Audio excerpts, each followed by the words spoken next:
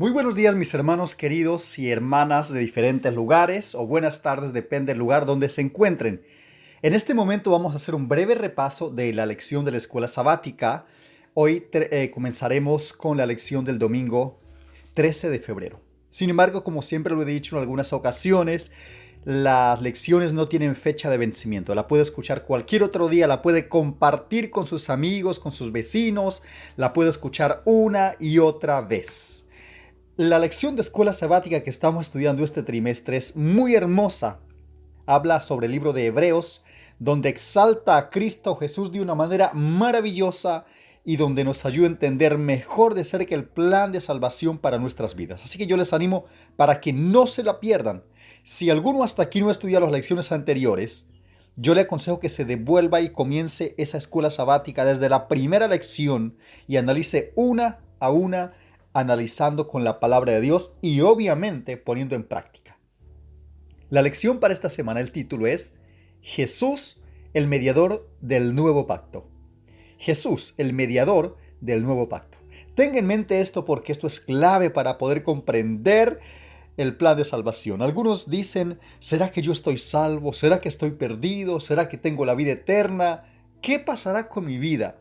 Así que mis amigos, yo los animo para que presten mucha atención porque les tenemos muy, pero muy buenas noticias en estas lecciones. El versículo de memoria para esta semana dice así. Está en Hebreos 8, 6. Hebreos capítulo 8, versículo 6. Pero ahora tanto mejor ministerio es el suyo. ¿De quién? El de Jesús. Cuanto es mediador de un mejor pacto establecido sobre mejores promesas. Hermanos queridos, es de grande bendición saber esto. Tenemos un ministro en los cielos, un sumo sacerdote que está intercediendo por nosotros con un ministerio perfecto a favor nuestro. Él es nuestro mediador, como dice aquí. Ahora, mejor ministerio es el suyo. Ningún ser humano en el universo o en la tierra o lo que sea tiene un ministerio tan especial para nosotros como lo tiene Cristo Jesús. Vamos a la lección del domingo, entonces dice, según el libro de Hebreos, el título para el domingo es La necesidad de un nuevo pacto. ¿Será que necesitamos un nuevo pacto? ¿Qué es un pacto? Empezando por ahí. Un pacto es un compromiso entre dos personas. Es un compromiso que hacen, por ejemplo, el pacto en el matrimonio, de ser fieles el uno al otro hasta que la muerte los separe o hasta que Cristo venga, ¿no? Ese es un pacto, un compromiso que se hace. Y aquí es un pacto que se hizo entre Dios y la humanidad. Y la humanidad con Dios, donde hubo compromiso de lado y lado. Vamos a ver por qué necesitó el pueblo de Dios un nuevo pacto o por qué Dios tuvo que renovar el pacto que había hecho. Vamos a ver entonces. El libro de Hebreos capítulo 7, versículos 11 al 19 vamos a leer la palabra de Dios. Vamos a escuchar harto la Biblia hoy, vamos a leerla bastante, así que presten mucha atención, no se vayan a cansar, porque son mensajes maravillosos. Hebreos 7, 11 al 19 dice de la siguiente manera. Si pues la perfección fuera por el sacerdocio levítico, porque bajo él recibió el pueblo la ley, ¿qué necesidad habría aún de que se levantase otro sacerdote según el orden de Melquisedec y que no fuera llamado según el orden de Aarón? Porque cambiado el sacerdocio, necesario es que haya cambio también de la ley. Y aquel de quien se dice esto es de otra tribu, de la tribu de la cual nadie sirvió al altar. Voy a hacer una pausa aquí. Los sacerdotes que fueron elegidos venían de la tribu de Leví, de la familia de Aarón. Aarón era el sumo sacerdote en ese tiempo y sus hijos actuaron también como sacerdotes. De acuerdo a la ley dada allá, aquí no está refiriendo a esa ley de la ley moral, los 10 mandamientos. Esa ley se refería a la ley que estaba establecida en el pacto arónico, el pacto levítico, donde venía por descendencia los sacerdotes y a nadie más se le permitía estar como sacerdote si no fuese de esa tribu. Entonces, ahora dése cuenta, el versículo 12, porque cambiado el sacerdocio, necesario es que haya también cambio de la ley. ¿Por qué? Ya vamos a verlo. Y aquel de quien se dice esto es de otra tribu de la cual no sirvió al altar. Porque manifiesto es que nuestro Señor vino de la tribu de Judá. Note, si solamente los de la tribu de Leví eran los que estaban autorizados por esa ley a servir como sacerdotes, ¿por qué ahora llega otro de otra tribu, de la tribu de Judá, para empezar ahora una línea de sacerdocio? Y justamente el sacerdocio que venía ahora, la nueva tribu de Judá, es Jesús, porque Jesús venía de la tribu de Judá, de la cual nada habló Moisés tocante al sacerdocio. Y esto es aún más manifiesto si a semejanza de Melquisedec se levanta un sacerdocio distinto. Ahora, ¿qué es Melquisedec? ¿Quién era Melquisedec? Melquisedec es para referencia a un sacerdocio perfecto que era un tipo del sacerdocio de Jesucristo, un sacerdocio perfecto y único. Se levanta un sacerdote distinto, no constituido conforme a la ley del mandamiento acerca de la descendencia, sino según el poder de una vida indestructible.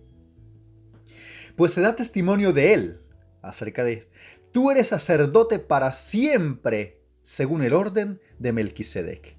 Hablando de Jesús, los sacerdotes terrenales aquí tenían su límite, tenían su tiempo, morían y venía otro, y en fin.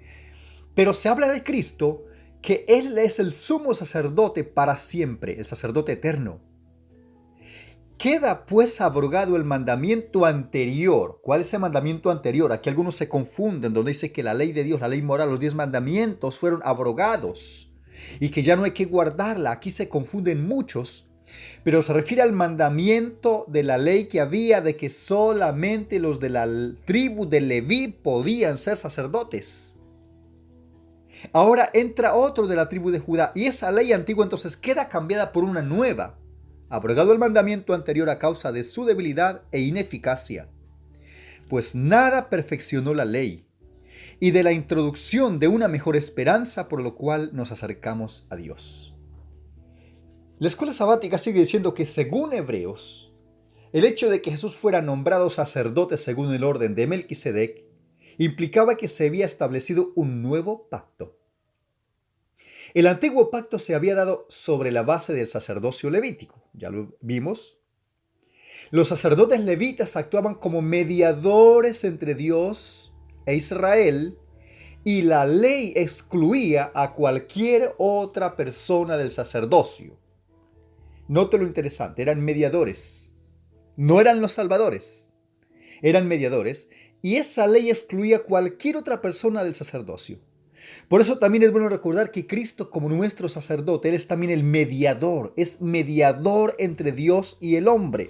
No hay más mediadores, no está la Virgen, ni los santos, ni ninguna otra cosa que pueda pensarse que es mediadora o mediador. El único mediador entre Dios y los hombres, ese sacrificio perfecto, sacerdote perfecto, sumo sacerdote, es Cristo Jesús. Ahora, por tanto, el autor concluye que en cambio de sacerdocio, un cambio de sacerdocio implica un cambio de la ley sacerdotal. Note, un cambio de la ley sacerdotal, no la ley moral. Así como un cambio de pacto. Aquí hay un cambio, ok. El problema con el pacto antiguo era que no podía ofrecer, ¿qué cosa? La perfección. Pablo estaba hablando del sacerdocio levítico y su ministerio. Sacrificios, fiestas, llevar animales para degollarlos, derramar la sangre en los altares. De esa ley estaba hablando el apóstol Pablo en el libro de Hebreos. Los sacrificios de animales ofrecidos a través de ellos no podían ofrecer una purificación verdadera, total del pecado, ni acceso a Dios. Esos sacrificios eran solamente un tipo, una representación de lo que sería el sacrificio de Jesús. Ellos solamente representaban lo que podría ser una indicación, una explicación de que sin derramamiento de sangre no hay remisión de pecados, enseñar al pueblo de que el pecado es terrible, de que es grave y que por eso tenía que derramar sangre, porque el pecado demanda la vida del pecador.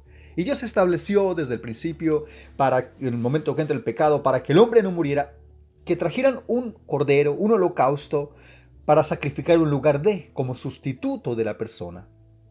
Ahora, esos sacrificios lo que hacían era mostrar lo que por fe haría Cristo por ellos, de venir aquí como el Cordero de Dios para morir, para quitar los pecados del pueblo. Ahora, El hecho de que haya sido necesario el nuevo pacto no significa que Dios fuera injusto con Israel cuando le dio el antiguo pacto.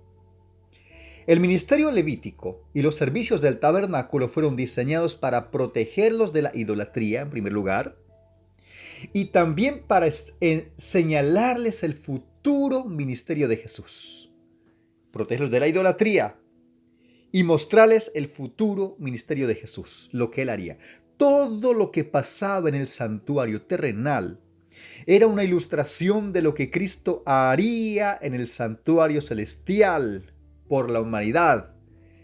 En la obra de los sacerdotes, ahora Cristo no iba a ir al santuario celestial a sacrificar animales, porque Él era el sacrificio perfecto. Hebreos enfatiza que los sacrificios eran una sombra, un tenue anticipo de las cosas buenas por venir, una sombra. Veamos lo que dice Hebreos capítulo 10, versículo 1 en adelante. Porque la ley, teniendo la sombra de los bienes venideros, la sombra no es la realidad. Si usted pone un camión y usted ve la sombra, en la sombra, aunque se vea un camión ahí de sombra, no es la realidad, es solamente la sombra. Y es por eso que teniendo la sombra de los bienes venideros, no la imagen misma de las cosas, nunca puede, por los mismos sacrificios que se ofrecen continuamente cada año, hacer perfectos a los que se acercan. Por lo tanto, una persona que llevaba un animalito, el hecho de que llevaba el animal, ponía la mano sobre la cabeza del animal, confesaba su pecado, se derramaba la sangre, lo llevaban al santuario, todos estos ritos que había que hacer. El hecho de hacer eso no le limpiaba completamente sus pecados, porque la fe no estaba puesta en el animal, la fe estaba puesta en Jesús. Ahora, de otra manera, cesarían las ofrendas de ofrecerse, pues los que tributan este culto limpios una vez no tendrían ya más conciencia de pecado. Pero en estos sacrificios cada año, hablando del día de Yom Kippur, el día de la expiación, se hace memoria de los pecados. Porque la sangre de los toros y los machos cabríos no puede quitar los pecados. Por lo cual, entrando en el mundo, dice, ¿quién entra en el mundo? Jesucristo.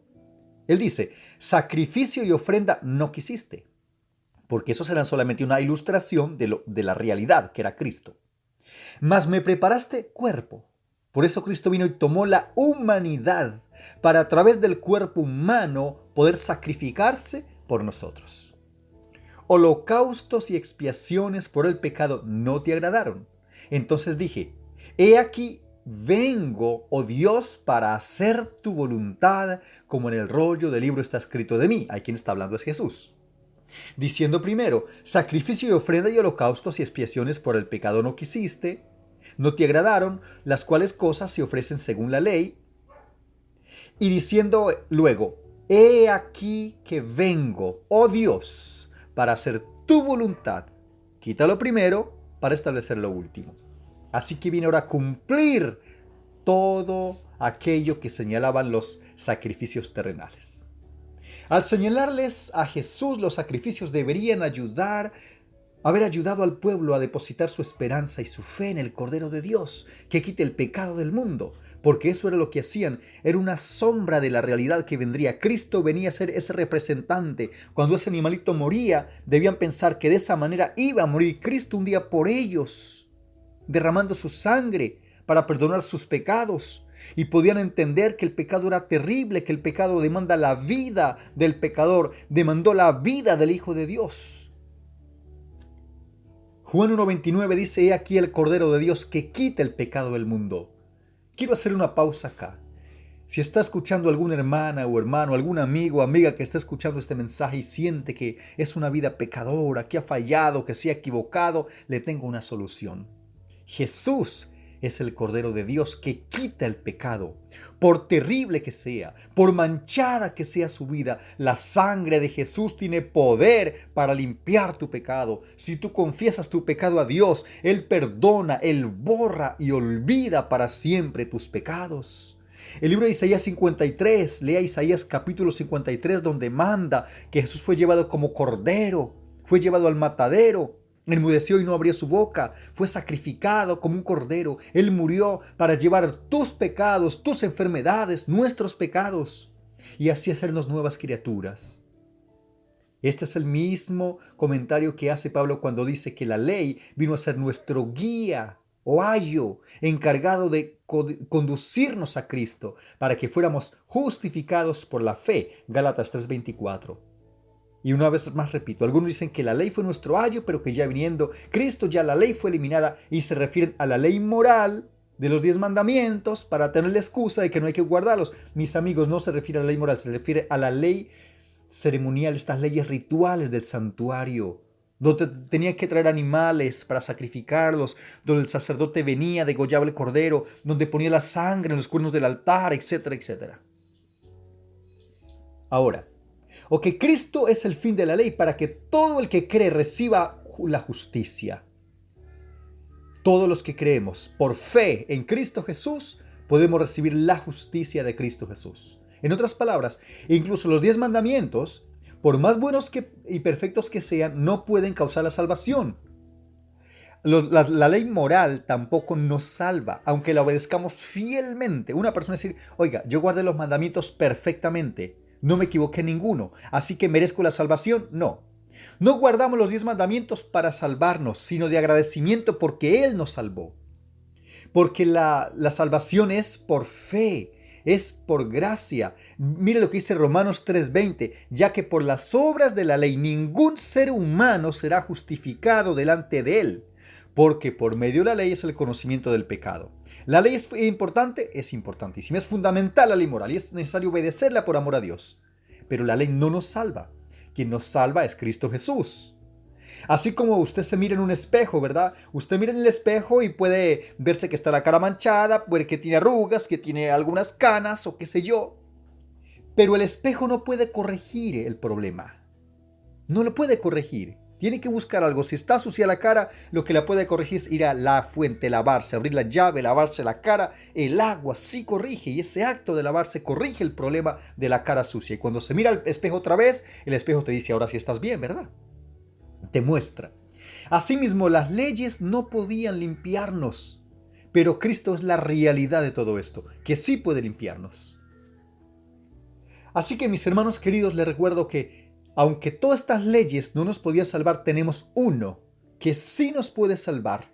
Ese Salvador es Cristo Jesús, ese sumo sacerdote perfecto que está intercediendo por usted y por mí. ¿Por qué la ley no puede salvar? A fin de cuentas, si guardamos todos los mandamientos y los guardamos bien, incluso a la perfección, ¿por qué no podría eso salvarnos?